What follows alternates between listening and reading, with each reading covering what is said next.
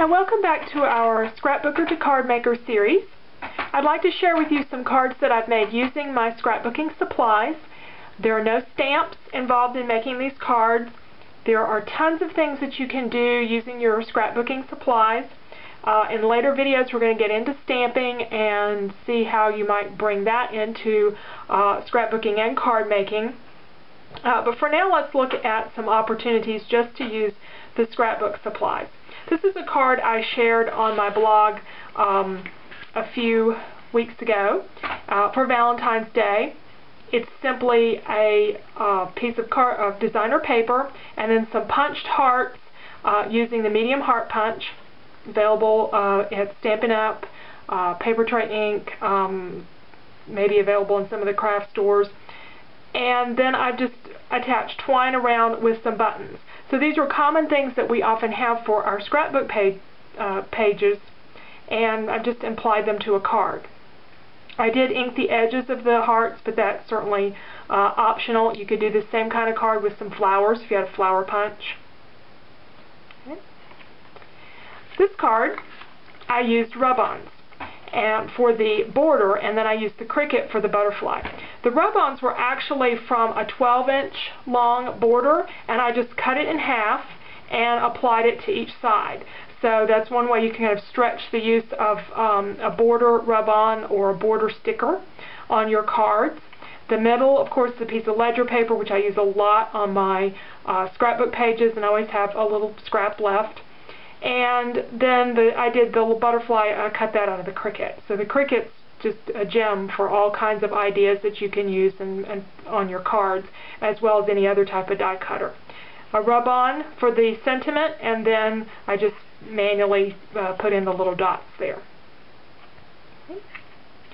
And this last card, I got the idea for this for another project I'll show you in just a moment. Where these came from, I had this box from K&Company of all kinds of chipboard shapes, and I've got lots of chipboard. I love chipboard. I have a lot of chipboard, but I don't have a lot of pattern chipboard, and this was some that I had for a really long time, and I've used several things out of here, but what I had left over mostly was these, I guess they're called slides or buckles, and I just never seemed to use them because they were mostly made for wide ribbons, and I didn't really have a lot of wide ribbon that I used on my scrapbook pages. And I don't always use wide ribbon that much on my cards either, so I decided to put a few of them together and create a card. And then I attached a few little pearls, used some designer paper.